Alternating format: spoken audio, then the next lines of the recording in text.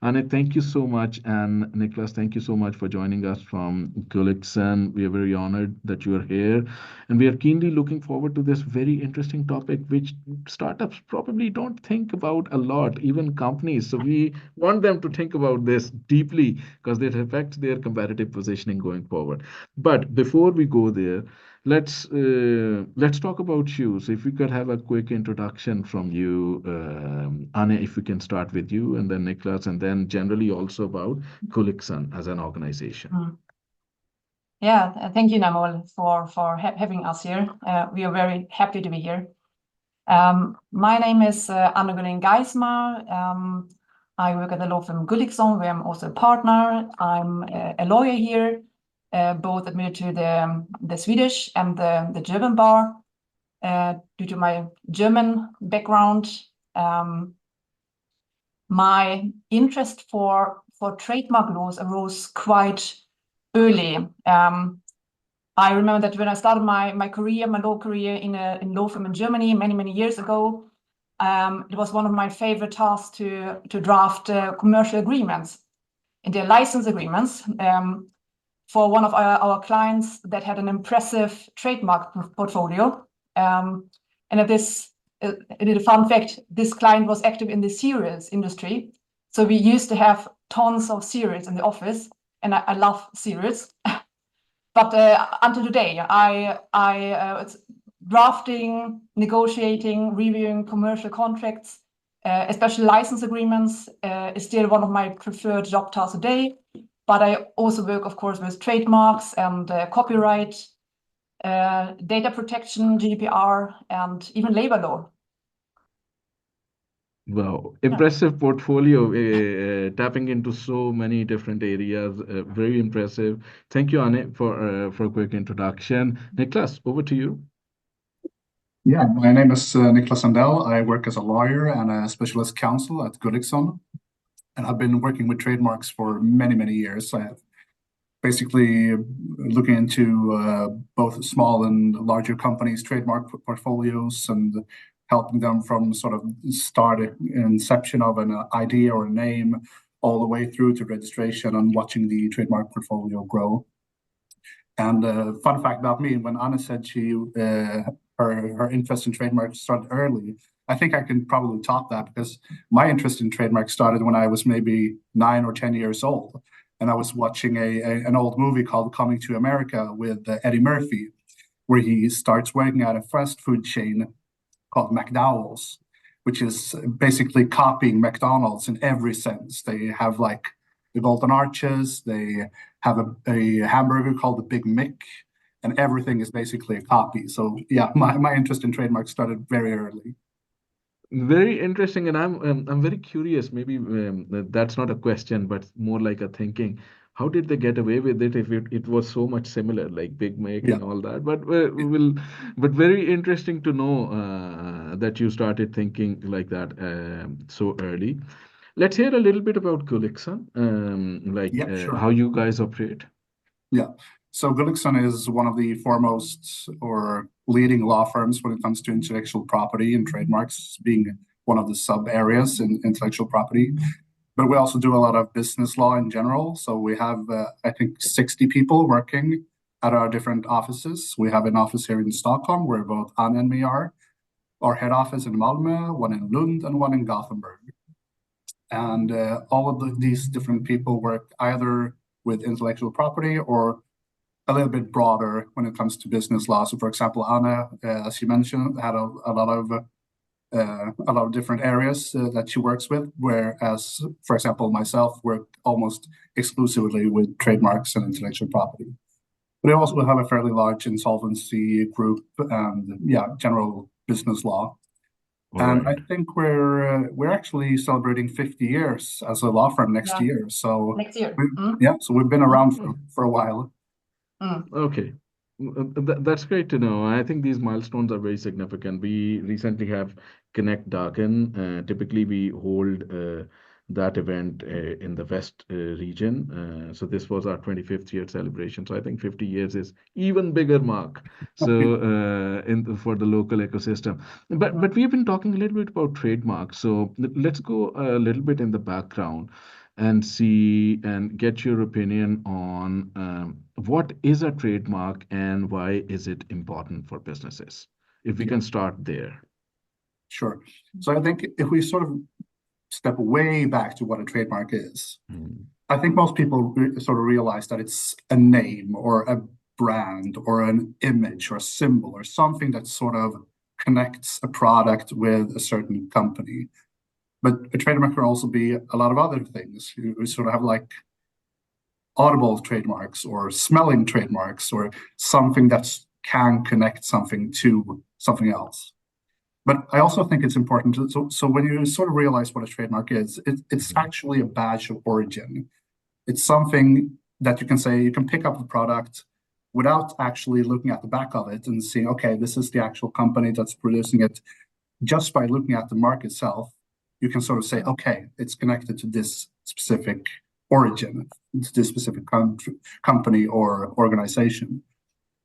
And I also, if I may add here, you mentioned the McDonald's example. Yeah. McDonald's, the two golden arches would be a perfect example. If you see the two golden arches on a paper bag of food, you would immediately recognize this is McDonald's. Or if you see the swoosh symbol on a pair of sneakers, then you would immediately recognize this is Nike, of course. So yeah, as Niklas said, it's a badge of origin. Okay, and it's something unique and identifiable, as unique identifier in some way. As you're saying about golden arches, about McDonald's, you talked about swoosh as a symbol. Swoosh. Yeah. And what is an exclusive like? Like how do you define who that a person has an exclusive right? Is there an exclusivity linked to the usage of trademark? If we can go there. Yes, of course. Yes, it's actually in the name. It's an exclusive right. Only one company or one organization who has the registered mark, or sometimes it's unregistered, is actually allowed to use it. I say that with a sort of caveat because it's not actually a right to use it. It's a negative right. So you can actually prevent others from using something similar. And this is sort of an interesting aspect of trademarks, that while you sort of create the sphere around yourself where you are protected, it's not actually your own right that you've created. You've created a right to prevent others from using something similar. Okay, that's a very nice description. I didn't know about it. So thanks for clarifying that. We also are talking about, you talked about intellectual property when you were introducing yourselves and the organization. And we hear a lot about similar words in when you're trying to protect your business, like there are patents, there are copyrights, some businesses are protecting domain names very early on, like they want to, even before the startup starts, we will only start a startup if there is a .com name available.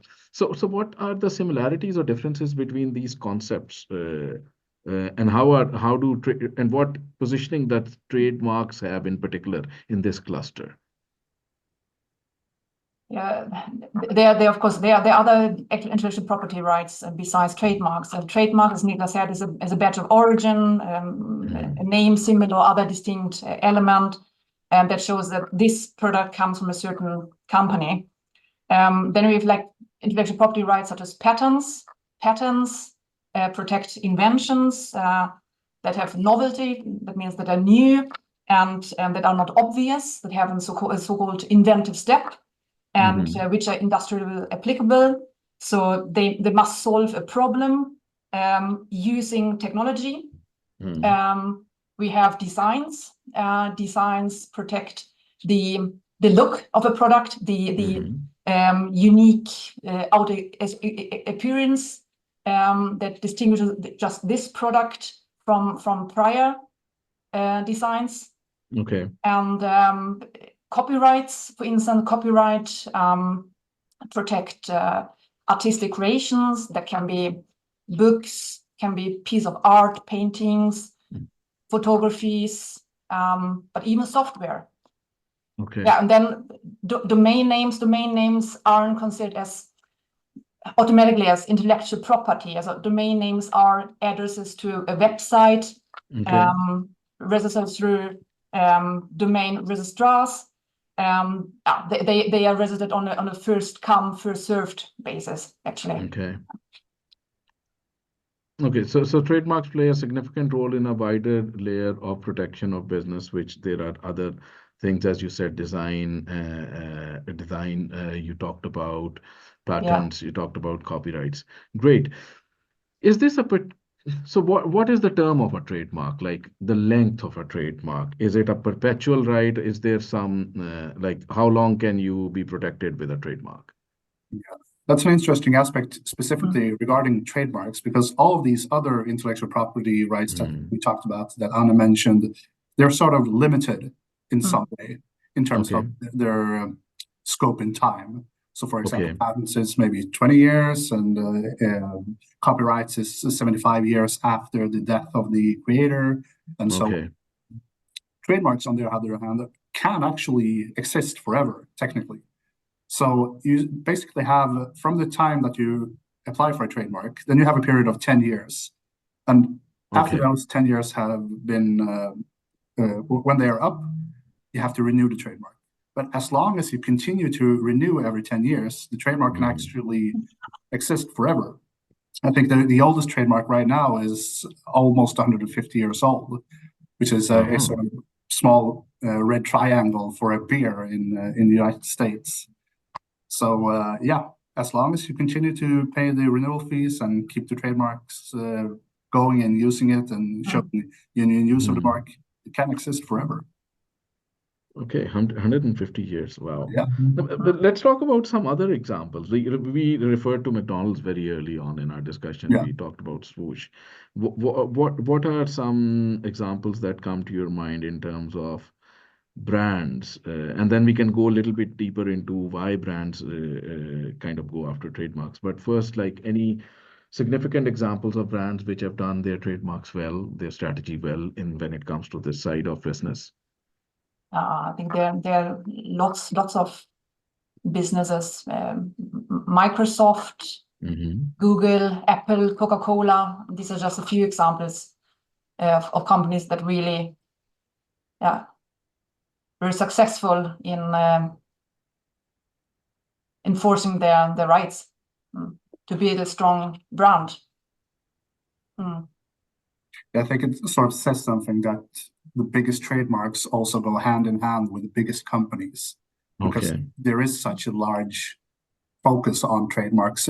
Usually when companies are sold, maybe 70, 80, even 90% of the value of the company is usually associated with the trademark. So it sort of goes hand in hand, as I said. Very interesting. Yeah, and then I think I might add something here. I think we're talking about trademarks and brands. So people use these two terms, trademark and brands, interchangeably, but there is a difference between these two terms. The trademark is the legal term for the trademark right, the intellectual property right, which can be registered or unregistered. And then we have brand. The brand is a larger marketing concept that kind of encompasses the overall identity, reputation, perception, maybe emotional connection also, that a company or a product creates in the mind of the customers. Okay, so a brand includes the trademark, but it's so much more. Okay. So McDonald's is a brand, okay? Yeah. And then the M symbol or the golden arches is a trademark. Yeah. Yeah, you could say it, yeah. Or in the case of, if you take the swoosh, for example, not Nike.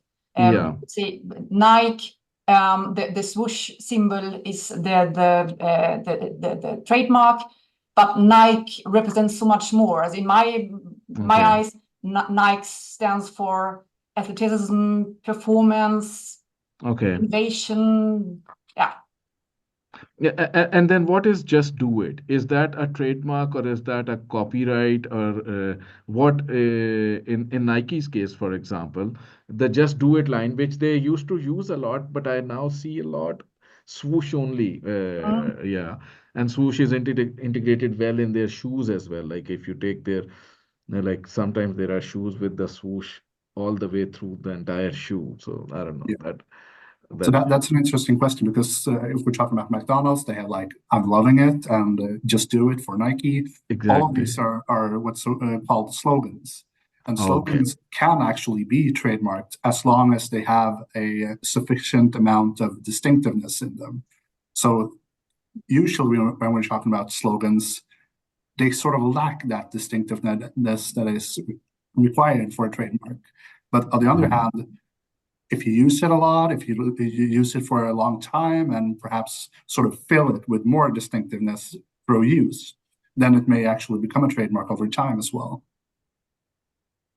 Very good. And then let's go about the inherent motivation on brand side or business side, or even small businesses on entrepreneur side, whoever is thinking like that. Like why go after trademarks? Like what's the inherent reason in your mind that why brands go after protecting a particular distinctive design in some way, or yeah, or the origin? I would say that a trademark is probably the most important asset that a company has. I mean, Hmm. 9 times out of 10, it's your trademark that you actually, as we talked about, the badge of origin, that function is super important. Without actually your customers knowing who you are and what you're offering via the trademark, you won't have any business at all.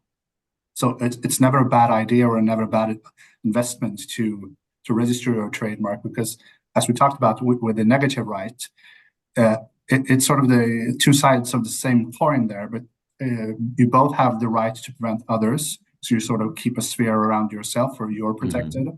But if you think about it the opposite way, what would be the consequences if someone else swoops in and registers your trademark before you, and then they can prevent you from using that trademark?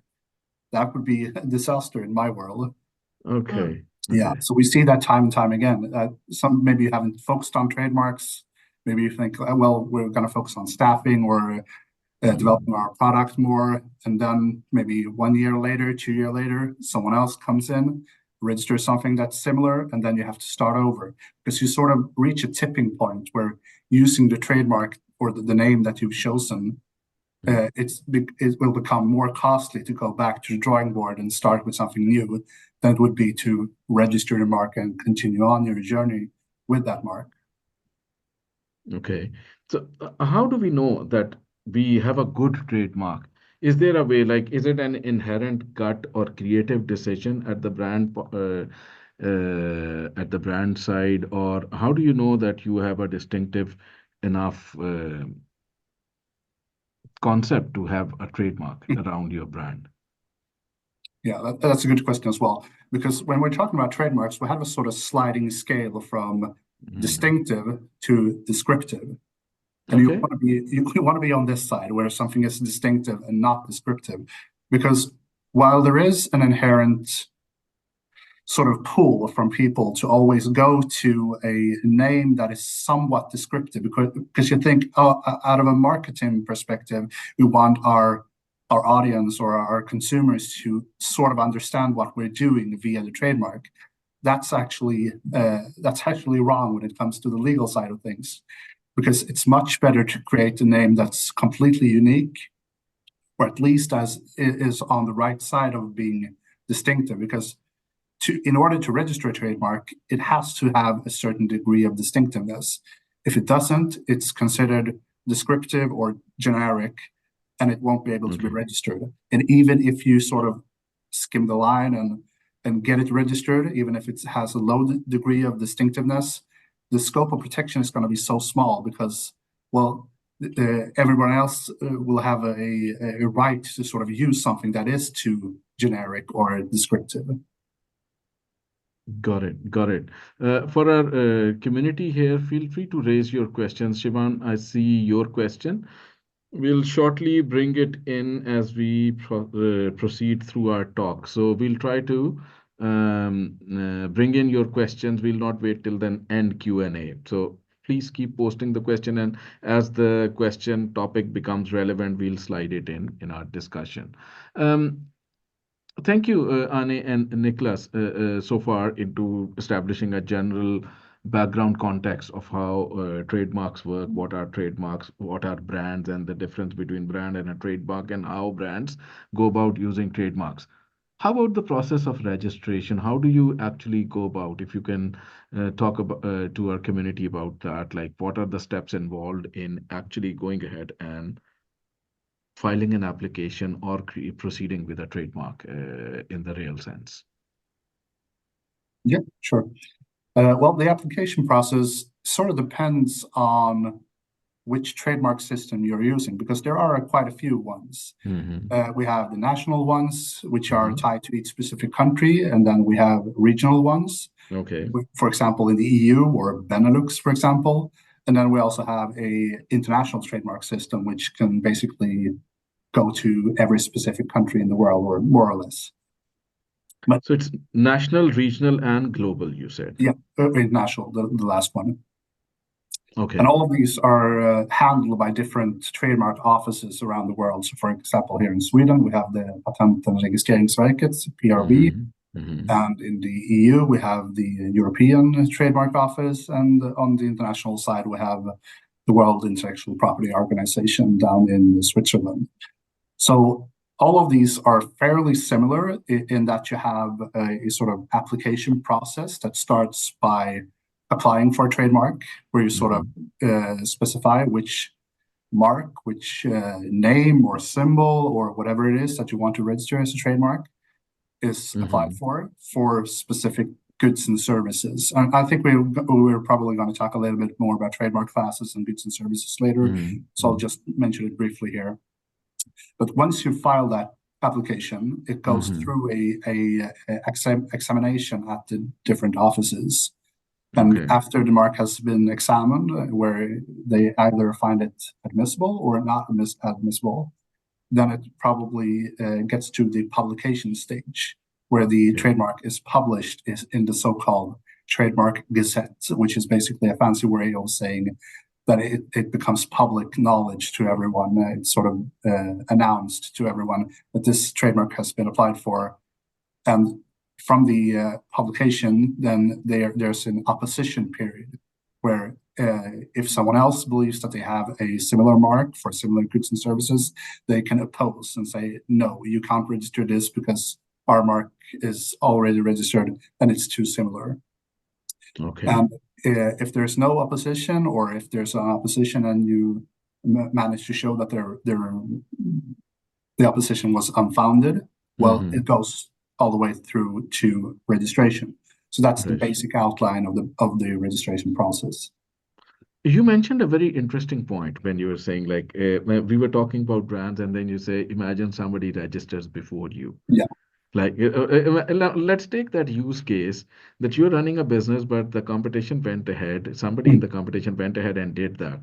Now, as somebody who just sees, oh, this I was supposed to do, somebody else did it. Now, how do you challenge that? Is your challenging time the window that you said? Like you said, there's an opposition period, or you can just go about and dispute it any time. Like you don't. Just saying that, like, what's an option available to an entrepreneur or a business owner who sees that somebody else has used that? Okay, I would say, first of all, if they have a legitimate reason to actually apply for it before you do, then you're out of luck, because it's first come, first serve. Basically, that's why we always recommend that you register your trademark as early as possible. However, if they've sort of found out about you in some way and they register your mark just out of spite, or sort of want to sell it back to you, then there's an option to go to what's called bad faith application. And then you can challenge them either in the opposition period or via cancellation, which is basically the same thing, but there's no time limit for that one. So if you can then prove that they've applied for the mark in bad faith, that they knew about you, then there's a possibility to get their registration canceled, and then you can go in with your own application instead. Okay, let's talk about timing. I have 2 points here. Like I'm sensing that it's emerging from our community as well. 2 points. At what point in time you should pursue a registration process? Like let's say it's a startup. came up with a, let's say it's a deep tech startup. It's working on some revolutionary gadget, which is going to do amazing service in medtech sector in some particular area. And they are going through their clinical trials, even prior to clinical trials, there's a lot of stuff happening. What do you advise is the ideal time for a company or a brand or a startup to actually formally go ahead with the registration process? If we can start there, is there a magic answer from your side? I mean, it's not a magic answer, but it is an answer. Like as soon as you feel confident that the mark you're going to use is actually the mark you're going to use. Because once you file a trademark, there's no way of changing that mark without filing a new trademark application.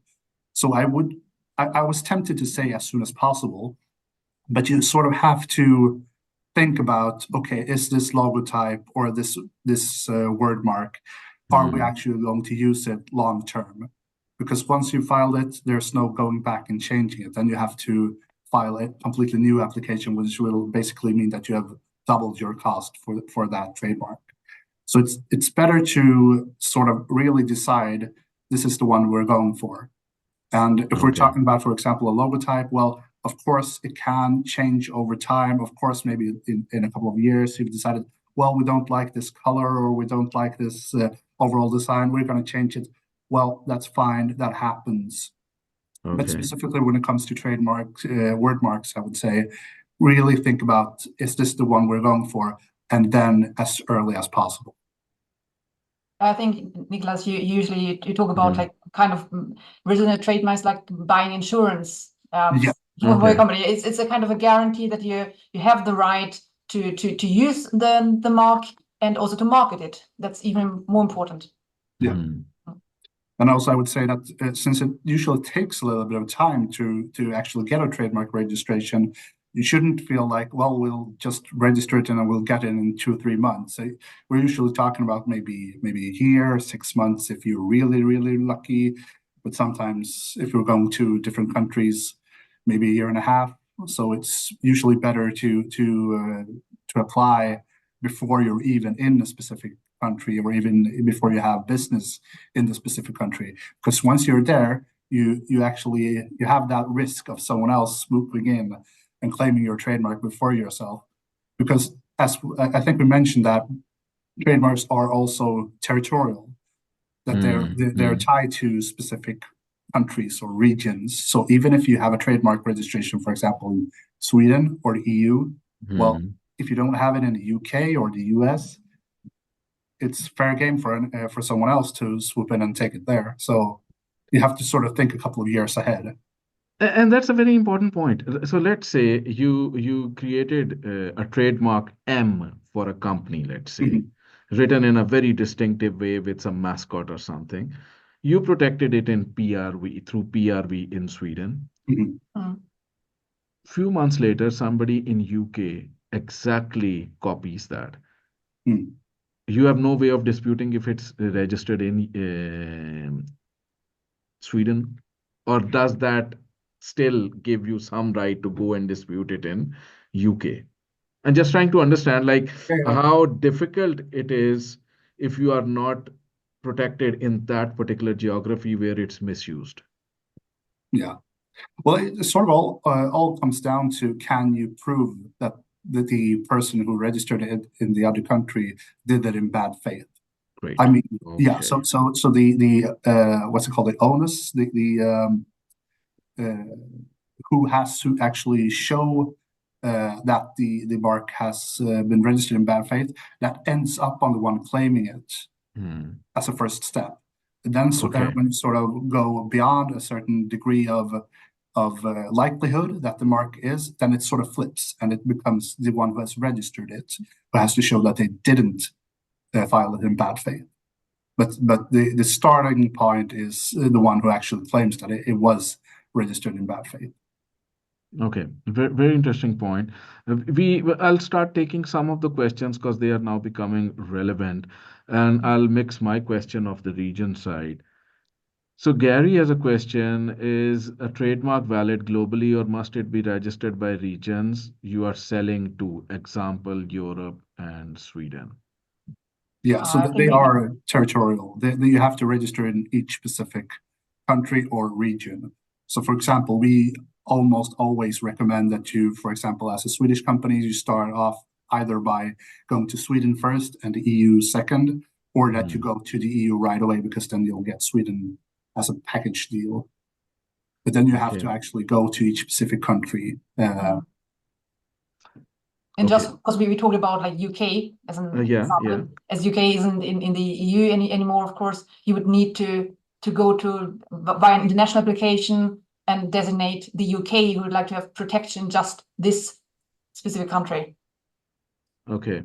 Such as the same with Switzerland. It's quite usual, Switzerland or Norway, that you would like to have protection there, an exclusive right in these countries. So you would need to add these countries to an European application. Okay, so if you want to go beyond Sweden, your next step is European application, and then you add subtract countries depending on where you think that is relevant. Okay, great. I hope, Gary, that answers your question. I think I'll also take Shivan's question, because I think this is probably related to one of our earlier discussion. Is it possible to protect detailed interaction design in an app, like using smartphone sensor to make a special interaction design or swiping? That's an interesting question. I don't think that would be protected under as a trademark. That sounds more like something that would be maybe copyright protected, or perhaps patent if it solves an actual technical problem and it's identified as an invention. And then you also have, as Anna mentioned earlier, the novelty requirement. It has to be something that's been shown to the public already. So yeah. Okay, then Shivan has another question. Any most have trademark list that you recommend all the startups to protect in the beginning phases of their business? Shivan, I don't understand. Do you understand this? Shivan, you need a little bit of, we don't understand the question fully. At least I don't understand. No, me neither. Sorry. Yeah, okay. Then let's move forward. We routinely see startups using symbols. Sometimes somebody is using a symbol C, and then there's a symbol R, then there is a symbol TM. Can you explain a little bit, like what are the differences or similarities between these symbol usage when businesses are using those? Yeah, I think when you're just starting out with your business, you're a startup and just starting, and you think about a mark that you would like to maybe in the future register the trademark, you can start out with having the TM, the trademark symbol after the name, just to indicate for all others that just this mark should be seen as a trademark. But then once when you continue your journey, once you have a registered trademark in place, then you should switch from the TM symbol to the R in a circle, the registered mark symbol. So R happens once you are registered. Yes, the TM can have, and TM is independent of your application, even if you have not filed. Yeah. So there's no real limitations to using a TM at all. So I would say as soon as you start, like you have a name in place or you have a symbol in place, just put that TM out there. There's no like back or negative aspects to that, to using that one. But then when you actually have a registration in place, switch to the R, because that's indicating a stronger protection. Yeah. I mean, the TM symbol could also prevent maybe others from using your mark. Yeah. Okay. You talked about a long process of registration, the grant of registration, like there's a dispute period, you file an application, then it's published in a gazette, and so it seems like a long process. And even before that, you said that it's good that you have significant readiness, like as soon as you know that this is going to be our mark, which we are going to use forward. To avoid being rejected from the trademark authority, what are the steps a startup or an entrepreneur or a company can take in terms of researching? Is there some mechanism of researching, like to first be knowing, like, okay, I should not use it from get-go? Like, how do you uh, how do you ensure that you can come up with a uniquely presentable mark for application processing Mhm. to avoid the chances of high rejection? Yeah, Yeah. that's a good question. When it comes to registering a trademark, what like sort of building blocks you have there that determines if the mark can be registered or not? You sort of look at the mark itself. Is it distinctive or is it descriptive, or where does it find on that sliding scale? So that's one thing. You sort of have to come up with a name that you at least think has a chance of being registerable. The other one is, do we have the right goods and services in place? Are we actually covering all the things that we need in order to get a good trademark protection? Because we see fairly often that specifically small companies and startups, they sort of apply for something that they have a very narrow view of what they are doing right now. But there you should sort of lift your sight a little bit higher and think, okay, what are we going to do in maybe 2 years, 3 years, 5 years, and sort of broaden your list of goods and services there. And beyond that, well, after that, it's just basically guesswork. Do we think that this application will actually go on to registration? One thing you can do, which sort of alleviates some of that guesswork, is to do what we call a clearance search, which is basically where we, the trademark lawyers or trademark attorneys, we use all the available databases that we have at our disposal and sort of do a scan or a check to see if the mark that you have chosen, if there are already any marks that are similar out there in the specific markets that you're interested in, and see, okay, what are the risks in applying for this trademark, both in terms of will we actually get it registered in the end, or are there other marks that will prevent registration? But also, even if we get it to become registered, would we potentially infringe someone else's right?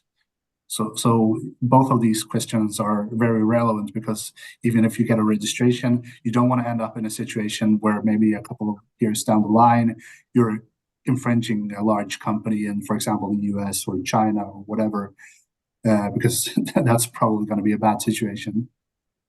Okay, so very important that you talked about like a mark that can be disputed or which can infringe on somebody else's mark, which possibly is also a point for the companies or the startups or the businesses to think, because the overall investment in the company in any case will be significant.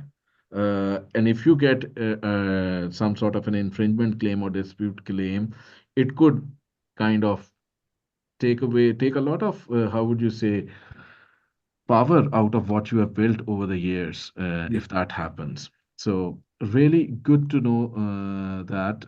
I'm also thinking, like, can we bring a little bit of perspective on what are trademark classes and how they are linked in the registration and protection processes? If you would like to educate our community on that as well. Trademarks, as Niklas said, trademarks are always reserved for specific goods or services. This is also why the same mark could exist for different companies, although they are different, offering different products or services. Some companies, for instance, for their house marks, they use a large amount of classes. Other ones, when they would like to register a trademark for a single product, it might be just 1 or 2 classes. But in general, there we have the classification system, the so-called NIS classification system, which consists of 45 classes.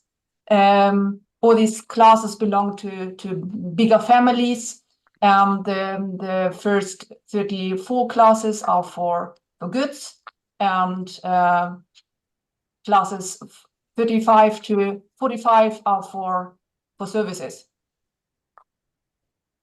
Okay, when you're filing a trademark application, it's always within a particular class that you will pick. Yeah, that's correct. Yeah.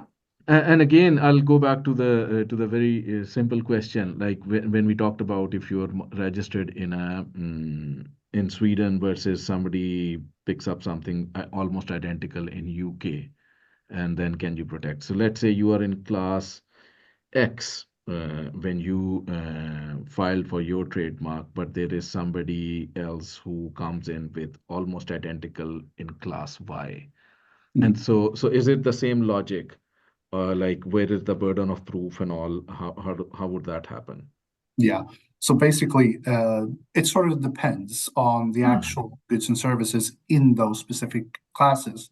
Okay. So sometimes we see that, for example, maybe you have a registration in class X and someone else's files in class Y. Well, just the fact that they are in different classes is an indication that they are probably different. However, there are different classes that are sort of similar. So say, for example, that you are offering clothing or shoes or stuff like that in class 25. Well, maybe someone else is offering retail services of clothing and shoes in class 35. So while they are in different classes, they are sort of similar or at least complementary to one another. So again, it sort of depends. You have to look at the specific goods and services in those specific applications or registrations. Okay. I think we are closing on towards the end time of our talk. Any general tips that you would like to share with startups, scale-ups, or companies which are in their early stage growth companies on how to manage and enforce trademarks against infringement, or how to keep a healthy portfolio of marks as part of their business practice? Yeah, sure. I think the most important thing is to sort of look at your trademarks and trademark portfolios, something that's alive, that's something that keeps on evolving.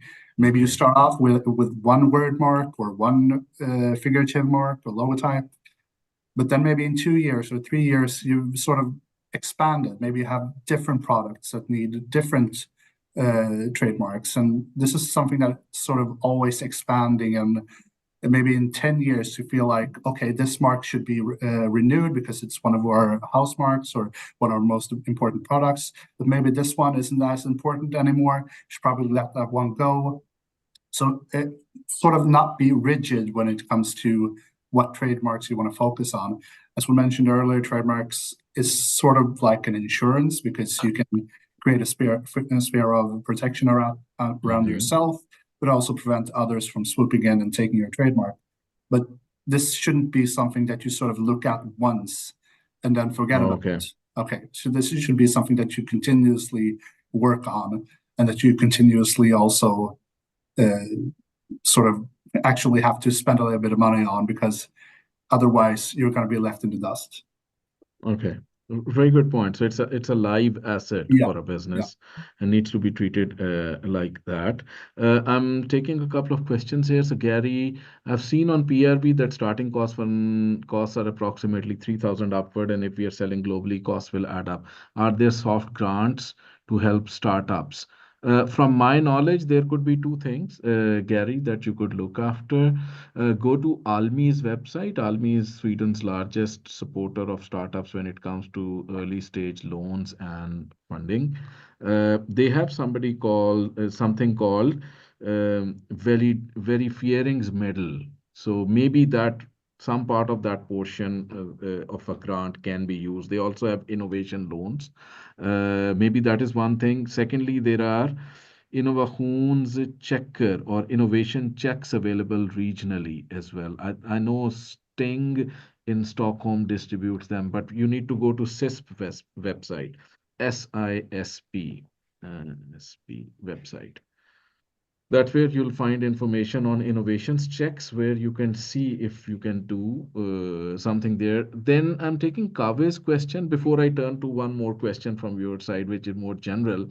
So Kave, if one have design protection for a specific view in the app, does it really prevent competitors to copy an idea? Okay. So if your app design view is protected, like a particular view, I think they're talking about how the app looks in a particular screen. Yeah. I think once again, that wouldn't be a trademark issue. That It would would not, probably be like trademarks or perhaps design. It's Or sort of copyright. Yeah, copyright probably.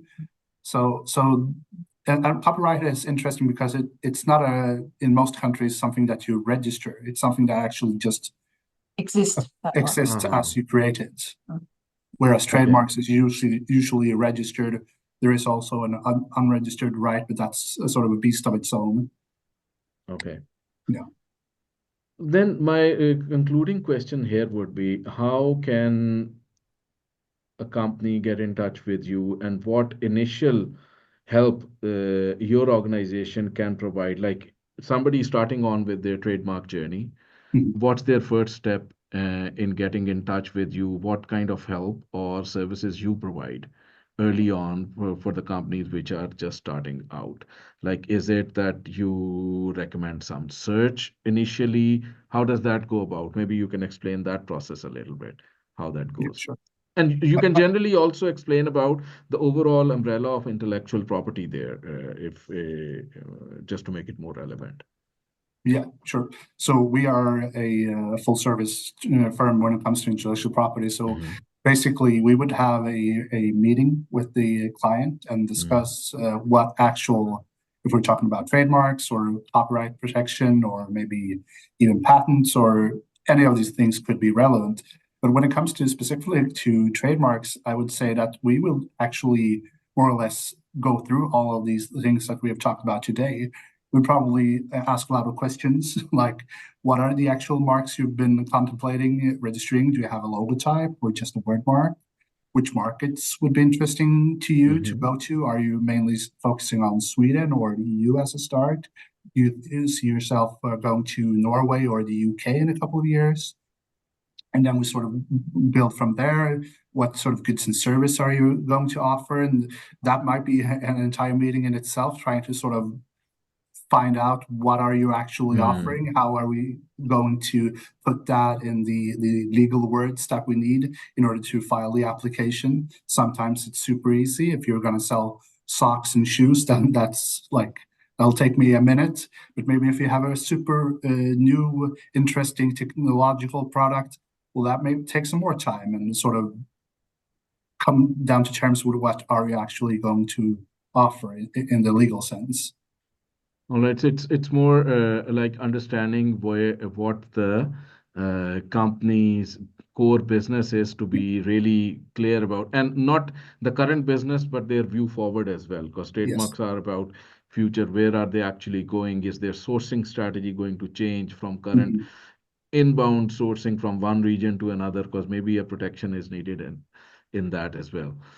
But great. I think this has been a very, very interesting and a very knowledgeable session for me. I learned a lot as well. And I'm sure the community here learned, and those who will be reviewing this in coming weeks and months will also find it useful. I've put Anne's and Niklas's LinkedIn profiles here for everyone. You can connect with them, as well as the link to their company's website. You're very welcome to get in touch with them if you are interested in raising the, how would you say, the brand stature of your business, because it's very closely linked to how you're protecting and building your brand. So if you really believe in building your brand and protecting it, going forward, all your investments, I think protecting your trademarks and intellectual property is quite crucial. I would offer a big thanks from Connect side to Gulliksson, to Anne and Niklas. Guys, thank you so much for joining today. Really, really interesting discussion. Thank you for having us. It was fun. Thank you. Thank you. Have a great day, everyone. Have a great day. Bye-bye. Bye all. Bye. Bye.